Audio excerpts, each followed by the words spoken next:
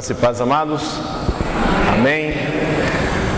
A palavra do Senhor nos ensina inúmeras vezes sobre que frutos damos. Como damos esses frutos? Frutificar é uma palavra sempre presente na linguagem metafórica da Bíblia, mas sempre com respeito à obra que Deus faz na nossa vida e que Ele espera daquilo que fez em nós. Eu costumo dizer que Deus continua me surpreendendo pelo o que Ele investe na minha vida. Hoje eu tenho uma convicção muito tranquila do meu chamado e eu muitas vezes digo: Senhor, muito obrigado pelo investimento que o Senhor faz em minha vida. Muito obrigado pelo que o Senhor me abençoa e tem me conduzido nos meus caminhos, que na verdade eu entendo são os caminhos que Deus tem preparado. Mas eu sinto em resposta a isso a necessidade de dar frutos coerentes com esse investimento de Deus. E eu não tenho dúvida nenhuma que eu estou falando para pessoas nas quais Deus tem investido profundamente. Eu gosto de usar essa palavra, apesar de ser um tanto capitalista, pragmática, mas talvez uma maneira mais fácil de nós entendermos nos dias de hoje, que Deus tem investido na sua vida. Desde a criação, na história do Antigo Testamento, dos profetas, do seu próprio Filho que entregou sua vida por nós, para o perdão dos pecados. E na palavra de Deus a gente vê tantas e tantas coisas, tantas analogias. Por exemplo, nós temos a analogia do fruto do Espírito. A parábola do semeador. Nós temos o Salmo 1, que salmo lindo. Bem-aventurado o homem que não anda segundo o conselho dos ímpios, não se detém no caminho dos pecadores, nem se assenta na roda dos escarnecedores. Antes tem o seu prazer na lei do Senhor, e na sua lei medita dia e noite. Pois ele será como uma árvore plantada junto a ribeiros de águas, que dá o seu fruto na estação própria. Suas folhas não caem, e tudo quanto fizer prosperará. Será como uma árvore plantada junto a ribeiros de águas. Que coisa linda. Mas nessa perspectiva eu gostaria de ler com os irmãos o Evangelho de João no capítulo 15. Que mais uma vez encontraremos essa analogia de frutificar. Deus espera que frutifiquemos. Deus conta que frutifiquemos. Até mesmo dos textos mais clássicos de missões na palavra de Deus, quando nós costumamos dizer o nosso ide, Deus conta tanto que você frutifique, que no original grego a palavra do ide está no tempo do gerúndio, que Deus conta tanto que você vai frutificar, que a ênfase do texto, em Mateus 28, por exemplo, não é ide e fazei discípulos, mas ele diz indo, fazei discípulos, porque Deus conta que você vai. Deus tem certeza que os que são dele, os que ele chamou, os que ele convocou, ele não tem nenhuma dúvida de que eles vão. Por isso ele diz: você indo, faça discípulos. A ênfase é em fazer discípulos. De João capítulo 15 eu gostaria de fazer uma análise panorâmica, não tão profunda quanto o texto tenha, porque a palavra do Senhor é imensuravelmente insondável, vamos usar assim mas de uma maneira panorâmica vamos analisar um pouco o texto. João capítulo 15, a partir do versículo 1, vamos fazer algumas pausas na leitura, fazer alguns comentários. Versículo 1 diz: eu sou a videira e meu pai é o lavrador. Jesus se identifica sendo a videira. Diz: eu sou a videira, eu sou a fonte, eu sou o tronco, eu sou a base, eu sou o fundamento. Toda vara que em mim não dá fruto, o pai a tira, e limpa toda aquela que dá fruto, para que dê mais fruto ainda. O que Jesus está dizendo? Se alguma vara que está em mim não der fruto, a natureza para a saúde daquela planta precisa ser cortado. A vara que não dá fruto, meu Pai corta. Mas uma coisa interessante que me chama mais atenção nesse texto, diz: aquele que dá fruto, Ele poda. E eu percebo que de todas as maneiras Deus deseja e tem como Senhor e como a videira a autoridade de intervir na nossa vida. E que de todas as maneiras Ele intervém. Para o que não dá fruto, Ele tem uma atitude. E para o que dá fruto, Ele tem outra atitude. Mas Ele age e intervém na vida de todos aqueles que lhe pertencem, porque estão nele. Ele é a videira. Então a vara que não dá fruto Ele corta, e aquela que dá fruto Ele poda, para que dê mais fruto ainda. O objetivo de Deus podar, mesmo aquela que está dando fruto, é que Ele dê mais fruto ainda. Versículo 3, Ele diz: vocês já estão limpos pela palavra que vos tenho falado. Versículo 4, estai em mim, permanecei em mim, e eu em vós. Como a vara de si mesma não pode dar fruto se não estiver na videira, assim também vós, se não estiverdes em mim. Eu sou a videira, vós as varas. Quem está em mim e eu nele, esse dá muito fruto. Esse dá quanto fruto, irmão? Muito fruto. Vós as varas que está em mim e eu nele, esse dá muito fruto, porque sem mim nada podeis fazer. Sem mim podeis fazer o que, irmãos? Nada. Jesus diz: eu sou a videira, vocês são as varas. Se vós estiverdes em mim, vocês vão dar muito fruto. Mas sem mim, nada. Sem mim, nada. Comigo, muito. Sem mim, nada. Se alguém não estiver em mim, será lançado fora, como a vara, e secará. E os colhem, e lançam no fogo, e ardem.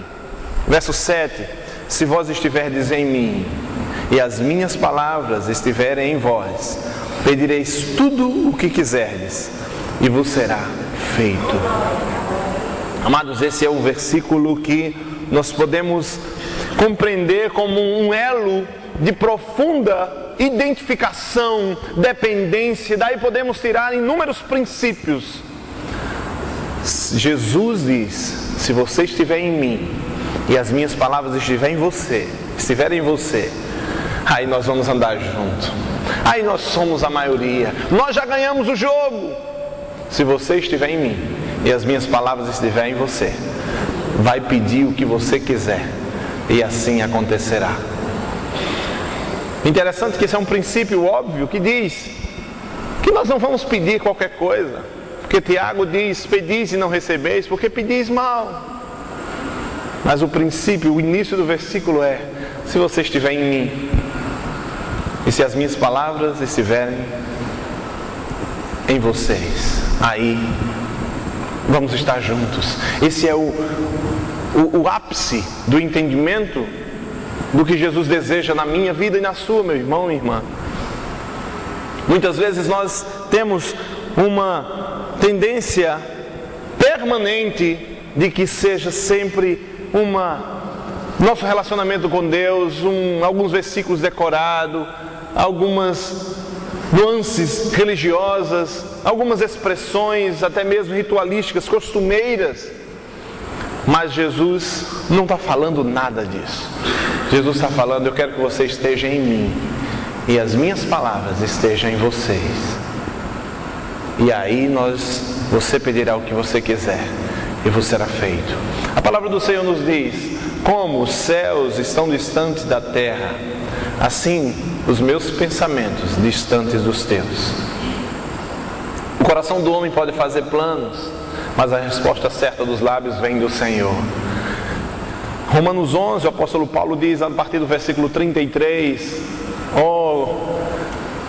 Quão insondáveis são os teus caminhos, ó profundidade da sabedoria e do conhecimento de Deus. Quem foi teu conselheiro? Que profundidade de sabedoria é essa? Está falando sempre de uma distância dos pensamentos de Deus, dos nossos pensamentos, dos desejos de Deus para a nossa vida, dos sonhos de Deus para a sua vida. O que você hoje sentado nesse lugar que você está, com a roupa que você está, o que você compreende que Deus quer da tua vida? O que eu aqui compreendo que Deus quer da minha vida? Esse entendimento é do que Jesus está falando. Eu quero que você esteja em mim e as minhas palavras estejam em você. Esse é o meu plano, esse é o meu projeto, porque eu quero que você dê fruto. Eu quero que você frutifique e frutifique muito. Deus quer que nós frutifiquemos. Versículo 8. Por que isso? Por que isso? Por que esse plano? O Senhor explica: nisto é glorificado meu Pai. Nisto é glorificado meu Pai. Jesus diz: que deis muito fruto. Nós não glorificamos a Deus quando apenas frutificamos. Não é isso que Jesus está dizendo. Ele disse: meu Pai é glorificado quando você dá muito fruto. O plano de Jesus é que você dê muito fruto, meu irmão, minha irmã. O plano de Jesus é que você frutifique abundantemente. Por isso que Ele diz: eu vim para que você tenha vida, e não tenha qualquer vida, tenha uma vida abundante. Nisso é glorificado meu Pai, que você dê muito fruto. E assim vocês serão meus discípulos. Versículo 9. Como o Pai me amou, também eu vos amei. A vós, permanecei no meu amor. Versículo 10. Se guardardes os meus mandamentos, permanecereis no meu amor. Do mesmo modo que eu tenho guardado os mandamentos de meu Pai e permaneço no seu amor. Permanecer em Jesus não é vir para a igreja. Permanecer em Jesus é mais do que ter Bíblia. Permanecer em Jesus é mais do que ter uma coisa que as pessoas pensam que é ministério. Permanecer em Jesus é obedecer a sua palavra. Permanecer em Jesus não é apenas compreender ou conhecer. Adão conhecia e desobedeceu. Davi conheceu e desobedeceu. Salomão conheceu e desobedeceu. Nós também muitas vezes conhecemos e desobedecemos. Jesus diz: nisso conhecerão que sois meus discípulos, se obedecerdes aos meus mandamentos. O que implica de sermos discípulos de Jesus, para que demos muitos frutos, é que permaneçamos nele. E permanecer nele significa obedecer a sua palavra. Não apenas conhecer, mas obedecer. Versículo 10, versículo 11. Tenho-vos dito isso para que o meu gozo permaneça em vós e o vosso gozo seja completo. Deus tem, apesar de tudo existir para a glória dele, para agradar o seu coração, porque dele, por ele, para ele são todas as coisas, ele tem um meio, vamos dizer assim, porque o fim é que Deus seja glorificado. Tudo é dele, tudo é para ele. Deus não existe para nós, nós é que existimos para Deus. Esse é o fim de toda obra criada pelo Senhor, que glorifique o nome dele, que dê prazer a ele. Por isso ele diz lá em Mateus capítulo 3: esse é o meu filho amado, em quem tenho prazer. Mas no meio desse caminho Deus tem um fim. Vamos chamar de um fim meio, se podemos assim entender. É de que a alegria dele esteja em nós. Ele diz: tenho-vos dito isso para que o meu gozo permaneça em vocês, para que a minha alegria esteja em vocês e a vossa alegria seja completa. Amados, C.S. Lewis, ele disse que o homem não nasceu para ser feliz, o homem nasceu para amar. Ele faz um trocadilho para nos levar a um impacto de reflexão. Mas é bem verdade, amados, que ninguém consegue ser feliz se não for por amor. A felicidade está implícita em amar. E Jesus está dizendo: vocês precisam me amar para ser felizes. Entendam isso. Eu quero que vocês permaneçam em mim para que vocês conheçam o que é verdadeira felicidade. Eu quero que vocês conheçam a minha palavra e obedeçam ela para você descobrir o que é a verdadeira felicidade. Descobrir o que é vida abundante. Você entender qual o meu projeto para cada um de vocês. É que você permaneça em mim. Tenho-vos dito isso, para que o meu gozo permaneça em vocês. Eu lembro agora de Davi, quando certo dia disse, o salmista Davi, disse: Pai, renova em mim a alegria da tua salvação. Talvez algum dia que Davi estivesse triste, estivesse pesaroso, lamentando alguma coisa, e ele reconhece que de alguma maneira havia saído do centro da vontade de Deus, já não estava talvez permanecendo nos princípios que Deus tinha para a vida dele, e ele reconhece isso. Ele diz: ó Deus, ó Senhor, renova em mim aquela alegria que eu já senti. Renova em mim aquilo que eu senti um dia, Senhor. Eu estou sentindo que não estou mais sentindo aquilo. Renova em mim a alegria da tua salvação. Olhemos para a nossa vida e cada dia, ao despertar de dias tão lindos como esse, busquemos não apenas uma vida social, uma vida fundamentada em valores desse século, desse mundo, não uma vida nem mesmo religiosa, vinculada a padrões evangélico, cristão, padrões externos, mas Jesus está falando aqui de algo muito profundo, interno, que está ligado à essência de ser. Permanece em mim e você vai descobrir o que é ter a verdadeira alegria de viver. Que o meu gozo seja completo em você e que o vosso gozo seja completo. Versículo 14, quase terminando, diz: vós sereis meus amigos se fizerdes o que eu vos mando. Já não vos chamarei servos, porque o servo não sabe o que faz o seu senhor, mas tenho-vos chamado amigos, porque tudo quanto ouvi de meu Pai vos tenho feito a conhecer. Não me escolheste vós a mim, mas eu vos escolhi a vós, e vos nomeei para que vades e deis fruto, e o vosso fruto permaneça, a fim de que tudo quanto em meu nome pedirdes ao Pai, Ele vô-lo conceda.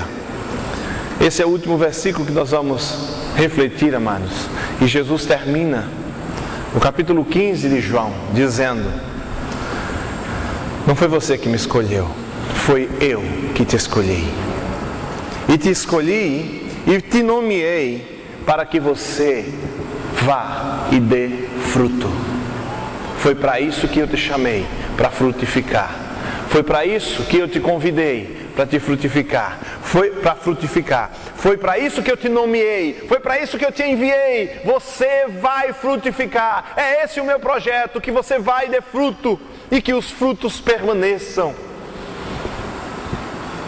Fui eu que te escolhi.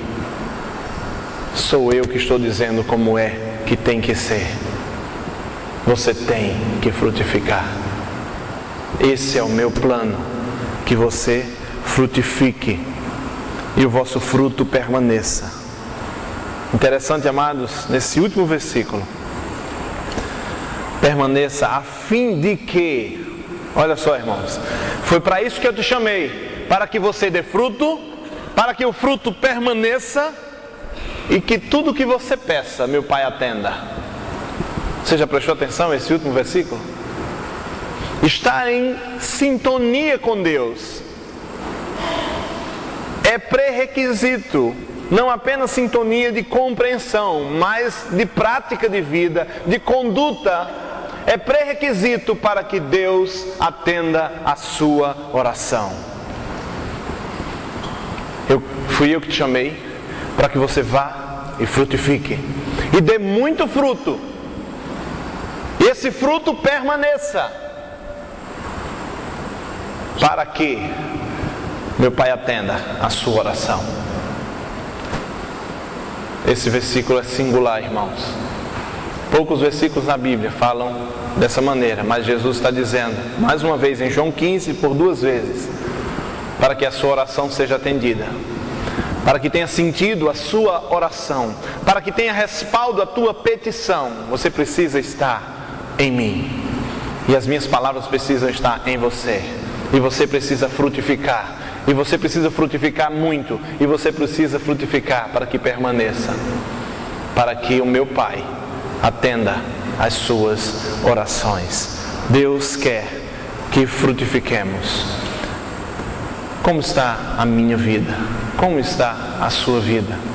Que tipo de fruto temos dado? Há quanto temos frutificado? Não necessariamente numa questão pragmática, numérica, mas também assim, como expressão de uma vida com Deus. O que Deus tem feito frutificar em sua vida? Eu vejo sempre pessoas dizendo: Deus abençoa minha família, Deus abençoa minha casa, Deus abençoa meu trabalho, meus amigos de trabalho, Deus abençoa as pessoas que vivem comigo, Deus abençoa meu esposo, Deus abençoa minha esposa, Deus abençoa fulano, cicrano. E muitas vezes eu pergunto: você tem sido uma bênção para a sua família? Porque muitas vezes nós pedimos: Pai, muda minha família, abençoa a minha família. Ó Deus, envia um anjo para dentro da minha casa. E muitas vezes eu fico imaginando, se eu fosse Deus, eu diria assim: eu não já enviei, meu anjo é você. Nós estamos pedindo para que Deus abençoe. E eu pergunto a você: você que pede que Deus abençoe a sua casa, você tem sido uma bênção na sua casa? Ó Deus, abençoa meu esposo. Esposa, você tem sido uma bênção para o seu marido? Marido, que ora, Deus abençoa minha esposa, você tem sido uma bênção para sua esposa? Deus abençoa meus filhos, você tem sido uma bênção para seus filhos? Porque muitas vezes pensamos que frutificar é evangelizar o mundo, e também é. Pensamos que frutificar é evangelizar a América Latina, o Brasil, e também é. Pensamos que frutificar seja evangelizar a Paraíba, e também é. Que frutificar é evangelizar a nossa rua, também é, nossa cidade, nosso bairro. Mas eu compreendo que para nós frutificarmos e saber, se pudermos aferir o quanto estamos frutificando, temos que olhar para dentro da nossa casa. Ela é a célula inicial de que nós podemos testar a nossa missão, se está funcionando.